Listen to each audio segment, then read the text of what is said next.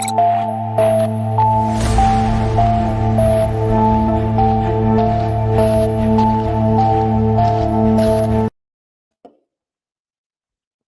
Black Scout Survival, welcome to Late Night Live. So I stumbled upon this crazy hidden experiment that is really going to blow your mind. This is something that was done a few years ago. Testosterone administration induces a red shift in Democrats. So this 2011 experiment, researchers tested 136 healthy young men's testosterone levels, asked them about their political party affiliations, and then gave them either a placebo or exogenous testosterone, often used in hormone replacement therapies. So before administering the testosterone, they tested the men's testosterone levels and asked them about politics. Their baseline measurements found that most self-identified Democrats had lower testosterone than anyone else from the sample pool. So whether that be someone who was a conservative, someone who was apolitical, didn't care about politics, Democrats as a whole, their testosterone was lower than the sample pool. So what they began doing was dosing them with testosterone and some a placebo. They found that men who had previously expressed moderate Democrat beliefs felt less connected to the Democrat Party and warmer towards Republicans and Republican ideology. So the paper's co-authors argued that this is evidence that neuroactive hormones affect political preferences. They said that political advertising depicting emotional themes that raise testosterone could influence swing voters and perhaps elections. And this goes into exactly what's happening right now, where you see lots of these social media influencers, very rugged guys, masculine men, pushing for Donald Trump. And it's swinging the swing voters in that direction. So when you look at the general consensus of social media, is that conservative guys are jacked, masculine, high-T giga chads, while liberals are weak, emasculated, low-T soy boys. Republicans have traditionally pointed themselves as advocates of military, individual freedom, gun ownership, and competition. Progressive men, by and large, literally look sick. And this even goes to the point that some people that say they're conservative are truly not. Like, if you were to sit and talk with them, like, they may be pro-gun, but they're anti many other things in the conservative realm. Democrats have traditionally branded themselves as the party of equality, social safety nets, anti-competition, anti-self-defense, perpetual victims, and soft and feminine. I actually, I find this common with my haters. I notice a trend with them that, this one that comes to mind, he looks sick all the time. He has a absolute neck beard. And most of the time when I look at these haters and I look at their accounts, their beard does not come up onto their cheeks, right? There is from here down, and it's patchy. They can't grow a mustache, because that is a sign, a visible sign that you have low testosterone, whether you know that or not. Like, my cheeks would grow to my freaking eyes if I didn't cut this part, right? But that's typically what you see. And high-pitched voices, like, I noticed a lot of them have high-pitched voices, my biggest critics. These are, and some of these people say they're conservatives, but if you boil it down, like, they're not working, they're getting EBT cards from the government, all these sort of things. They're not providing for their family. You look at these things, and these are things that are typically masculine men are hardworking men. They, you know, and it doesn't have to be like you're muscular or anything, but you are a protector, a provider, and all these sort of things, because in the most basic sense of masculinity, that's what men do. Now, you have the American Psychological Association, and I have these things, and I hope I can pull them up in the right order. No. I think, no, that's not it either. Sorry. I'm going to get to it eventually. I have so many of these things we're going to go through. No, I don't think I have that clip. Anyway, the American Psychological Association released a report stating that traditional masculinity marked by stoicism, competitiveness, dominance, and aggression is, as a whole, harmful. They're essentially stating that masculine norms are dangerous and unhealthy. Now, Harvard did a study years ago, and it showed that men, when they hold an infant, their testosterone levels decrease. And this is when they're married, not married, kids or not. When they hold an infant, their testosterone decrease. And then you see this here. It says that becoming a father leads to a sharp decline in testosterone, suggesting high levels of hormone may help men win a mate. But whenever basically the aggression and competition are less useful in raising children, and you remove that aspect from men, that's why competition has gone away. You know, kind of like in finding a mate. You no longer needed to find a mate. There's no competitive nature, and it's gone. The same thing goes for marriage lowers testosterone, because you're not trying to be competitive. That's why it's important for men to be competitive. I talked about this years ago, and I did not know that there was any correlation. I just noticed that whenever you get to a stoplight and you're like, every time it's Fast and the Furious. Stoplight. Men are competitive. Men have to keep that competitive nature. And if you notice the decline in the testosterone levels of millennials, because every one of them gets a trophy. Everybody's a winner, when in fact they're not. And you're teaching them to be essentially losers. That's what happens. Now, I've covered this extensively in the past, but we'll brush over it. Rapidly dropping testosterone levels from generation to generation. So, one study detailed the decline in total testosterone in men. And trust me, dude, I'm going to get around to this. This is a big picture, but I have to go through this so you understand where I'm coming from. They said because of weight gain, they said because of smoking cessation, because whether you know this, nicotine increases testosterone. Now, smoking does a lot of other bad things, but it increases testosterone. That's why Zen, good. But also the use of medications. Everybody's on some type of medication. You can't go to the doctor without getting put on some type of medication. We're going to talk about that as well in a moment. But you see, we have weight gain in America. We are the most obese country in the world. Do you think that's accident? Answer me that. Do you think that's an accident that we're the most obese country in the world? A lot of it's due to our additives, seed oils, plastics, and the government mandates of various chemicals that are used in food processing, animal immunizations, our meat, poultry, plants, all that sort of stuff. And you know who was one of the biggest advocates for that was Obama. Obama made significant changes for what he called food safety by adding tons of chemistry to our foods to, quote unquote, make it safe for the consumer. All of these things are endocrine disruptors. Endocrine system is your hormone balance.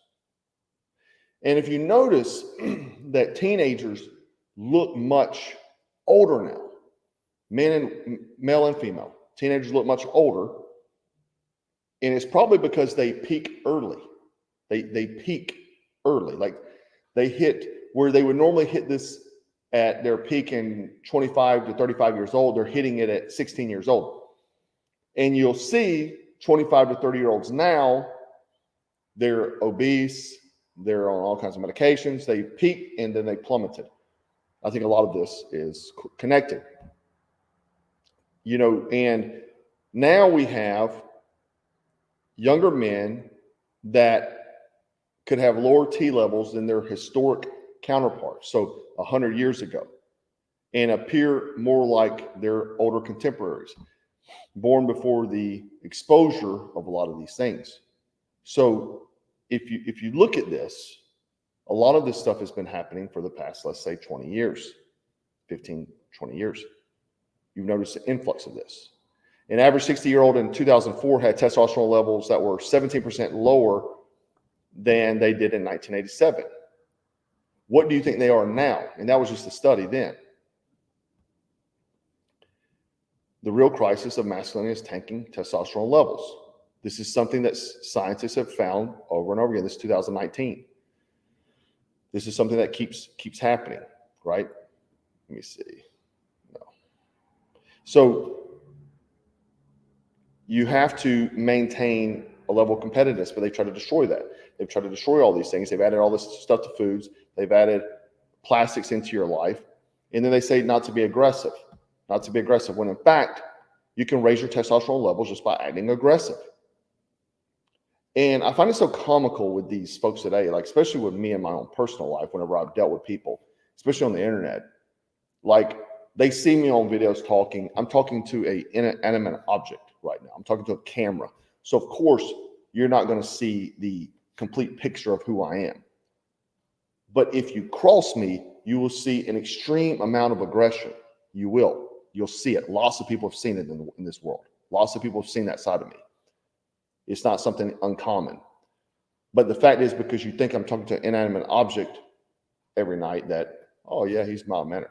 I am for the most of the time, but if you cross me, I become extremely aggressive, because that's what men do. Men are competitive in nature. They're very aggressive. They're protective. They fight for dominance. It's how it is. It's how we were designed to be. But again, they're going to try to destroy all that. Going back for a moment, a result of this, low testosterone, is low fertility. No, not that one. No. I tell you, I can't find these things. No. Anyway, low reduced fertility. You also notice an increase in same-sex relationships. What is the two common denominators between reduced fertility and then also same-sex relationships? It reduces one thing: offspring in this country. What some people would maybe call population control.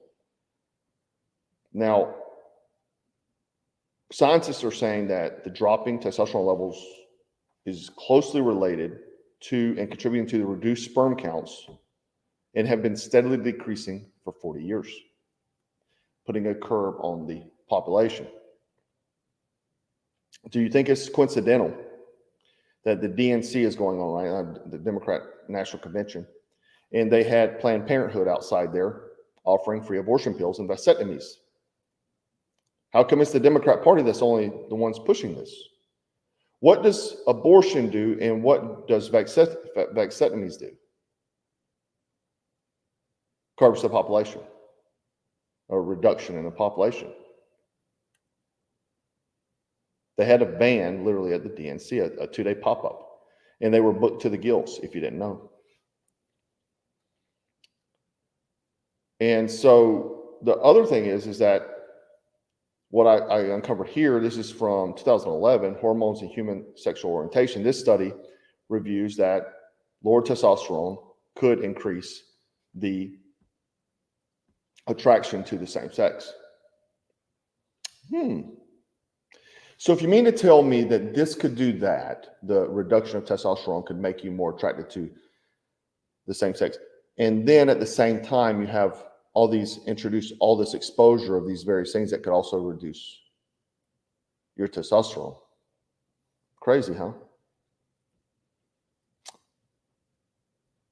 I guess I put that one up twice. And then in the Navy, you have these sort of things that are much more popular now. You have this trend that's happening now. And it's like, if I was trying to put a puzzle together, there would be a lot of red flags here.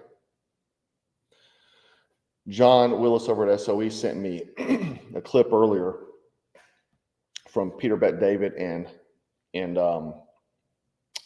Tucker Carlson. And in the video, PBD is talking about he's on hotels and hotel occupancy. Like, he needs to keep rooms filled. He's like, we're at 89%. We need to be at 92%, blah, blah, blah, blah, blah. He then says, what do you think about hospitals? They have rooms too. Empty rooms don't make you money. At the end of the day, it's a business. If everyone's healthy, you think the pharmaceutical companies are going to make money if everyone's healthy? The hospitals are going to make money if everybody's healthy?